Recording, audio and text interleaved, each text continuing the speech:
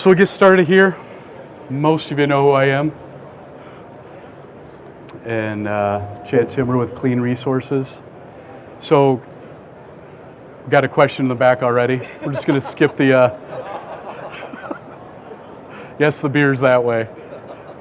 I got my start with a Quincy distributor, 2011. Got my start in the compressed air industry. Worked for them for 5 years, and then moved over to the manufacturing side with Clean Resources. Been focusing on oil water separators for the last 10 years. So this is kind of our brief outline of what we're going to touch our topics on today. What we really want to kind of discuss is kind of real life situations, ways that people get caught with their compressor condensate, some of the issues that they run into with the EPA, et cetera. So as we kind of get into that, I just want to make sure everyone understands where's all this condensate coming from. If you're unfamiliar, basically the oil-filled rotary screw compressor is just squeezing all the humidity out of the air. So obviously in the summer we have a lot more humidity, we got a lot more condensate being generated by the air compressors. In the winter, we get chapped lips, there's less moisture present. We have less moisture that we have to deal with the air compressor in general, less condensate that we need to treat. But that is really what we're trying to attack here. The purpose for the oil water separator is due to the amount of oil that's being passed through the system. Most people don't understand exactly how much condensate is being generated, and in turn how much oil the rotary screw compressor is actually passing per year. So there's so much oil going through the compressed air system that the Clean Water Act and the EPA have jumped in and regulated how much oil you're allowed to dump downstream. So I'm going to jump into just a little bit of confusion that takes place. A lot of people are under the impression, because the air compressor has a separator in it, and they're running 1 to 2 parts per million right now. And what we're finding is a lot of people don't believe that they need an oil water separator because their separator on their air compressor is cleaning down to 1 to 2 parts per million. The difference is that's the oil concentration in the air. We're dealing with just the oil concentration that's present in the condensate. So what we find is if there's 1 to 2 parts per million found in the air oil concentration, that averages between 300 and 600 parts per million found in the condensate, and the government regulates far beyond that. So just how much condensate can a compressed air system contribute? Actually, several years ago, I left one of these shows and headed to New Orleans to check out a system that we were contacted to help give them a solution for. Their whole issue was twofold. One, they were spending a lot of money to have their condensate treated, and then two, following the Deepwater Horizon oil spill, they took the regulation that the government had and reduced it all the way down to 15 parts per million. So what we found in this application is they had 22 different sites with rotary screw compressors. Each site had a 250 horsepower compressor. Now, I mean, sure, we can figure out how much humidity is present here in Kansas City. Where you're located at, you may have a lot of humidity. You go out to Arizona and they don't deal with a whole lot of it. New Orleans was a horrible environment. So they took the 250 horsepower compressor, because they were spending so much money to have the condensate treated, they actually took 3 shifts and have them manually collect the condensate and pour it into a tote.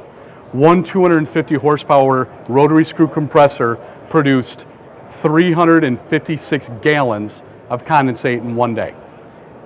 So in that environment, we were looking to reduce the oil, but we were also looking to give them a return on investment into finding a solution that didn't have them having to haul away all that condensate and have it treated. I was there in June, and there was thunderstorms in the area. It was about 92 degrees. It was absolutely oppressive. The humidity was out of control. But it was kind of a unique unicorn environment. But just to give you a little bit of idea how much condensate can be generated by these systems, it'll give you a little bit of an idea. We offered that customer like a 3-week return on investment by buying our oil water separator versus having all of that hauled away. So I kind of want to switch over to something a little bit smaller. We kind of talked an extreme. The last compressed air system that I sold was to an ice cream manufacturing company up in Ludington, Michigan. So they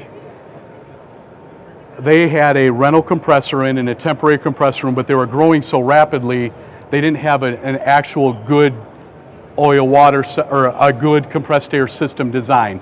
So the rental compressor lost a separator. The separator blew out. They passed 8 to 10 gallons of oil downstream, and they had nothing there to catch it. It was a temporary system. The drain just was a storm drain. Well, they were right on Lake Michigan, and when I quoted the system to the gentleman, he asked what that piece of equipment was. I explained, he goes, we'll take one of those.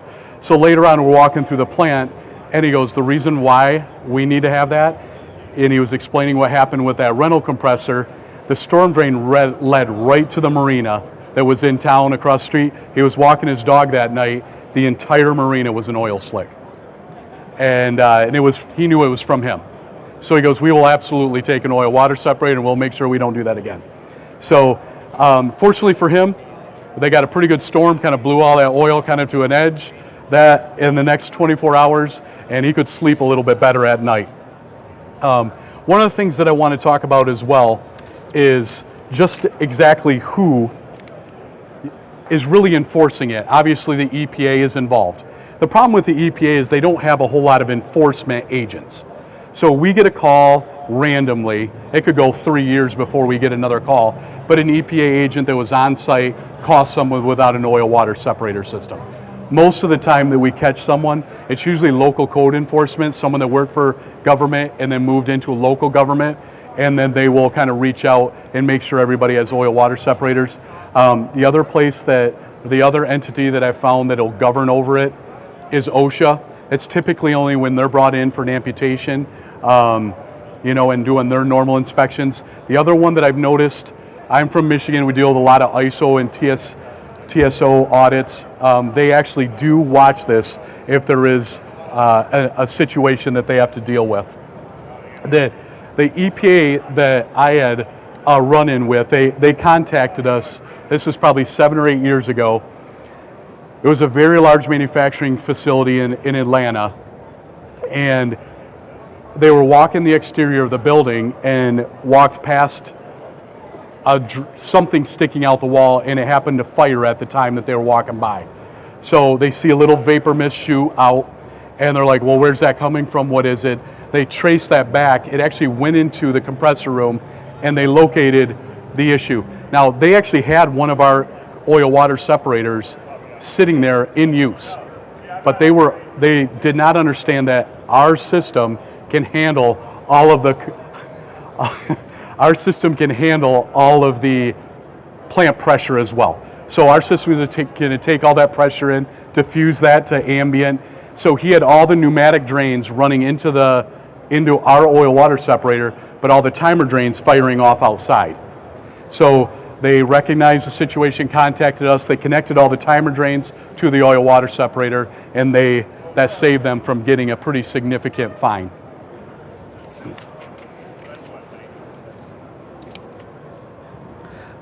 The next one that I'm going to talk about is pretty extreme.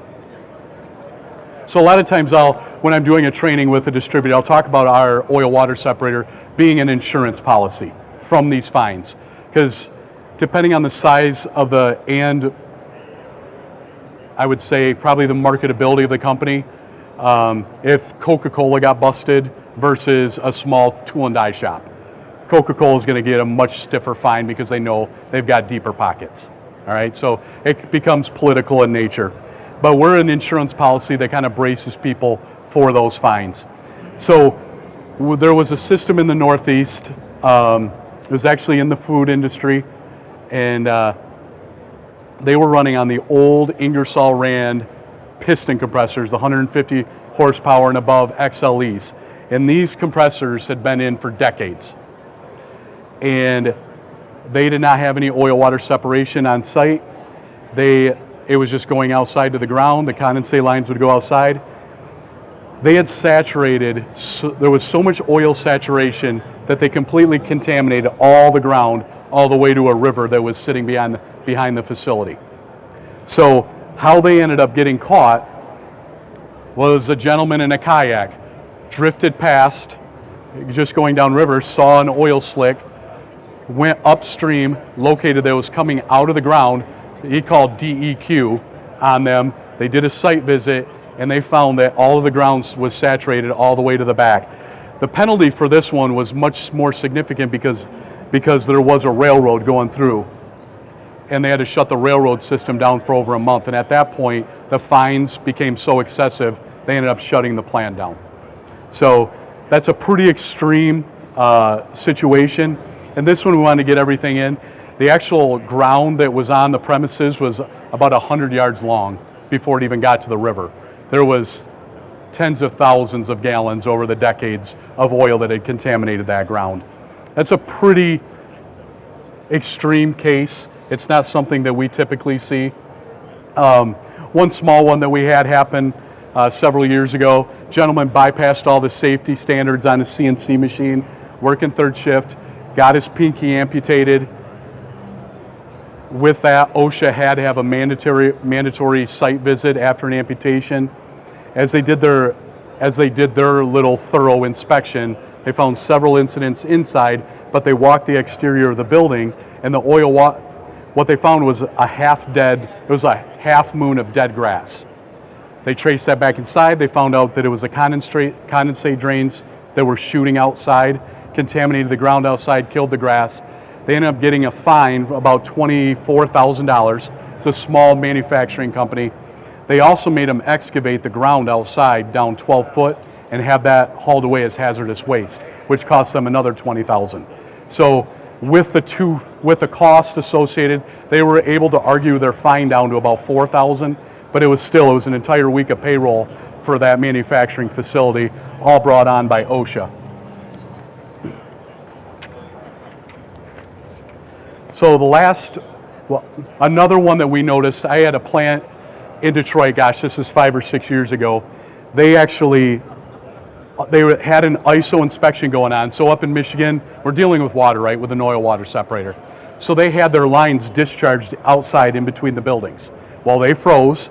So during the winter, they brought the lines back on. They stacked the oil water separators on top of a tote and had that just as a containment basin. They would empty that once a week and get rid of it. Well, during their ISO inspection, they were all kind of pulled off, and it was in February, and we had probably 3 or 4 days that were in the mid-70s, while they still had their condensate lines trapped inside. So they'd open up the compressor room door, and it was ankle-deep water from all the condensate, from the heat that had gone up, and all of the humidity.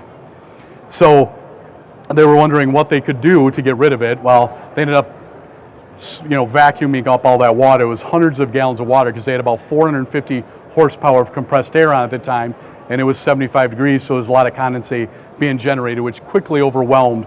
But they were not allowed to pass they actually stopped the ISO visit until they fixed this. And in talking with them, this is where we kind of come up with some of the things that they make you treat the condensate with. If you have our system in line, you can send it outside. But if you have a sanitary drain on site, they want it going there. They did not have a proper drain in the compressor room. They made them plumb it and pump it the 600 feet to the closest drain. The last one that I want to talk about was local code enforcement. So we get a lot of government officials that work federally, then they'll move down and they will work, for local municipalities. So one that we had in northern Grand Rapids was several years ago when I was still selling on the compressor distributor side. Some gentleman takes over, sends out, just in all the industrial parks back then we faxed. He just faxed out a flyer, just said you have 90 days to comply. If you don't have an oil water separator, I will be coming out and enforcing fines after that point, enforcing you to get one. These are great as a compressor salesman because you just get automatic sales. So he gave them 90 days to comply. We sold a bunch of equipment and we got out of there. And he really didn't have a whole lot to enforce. Everyone complied. So that's pretty much it, unless you have any questions. If you have any sizing questions, any questions on how things are being enforced, our booth's about 2 rows over. feel free to swing by and you can ask any questions. And we'll be here all day tomorrow. Thank you for your time. Thank you.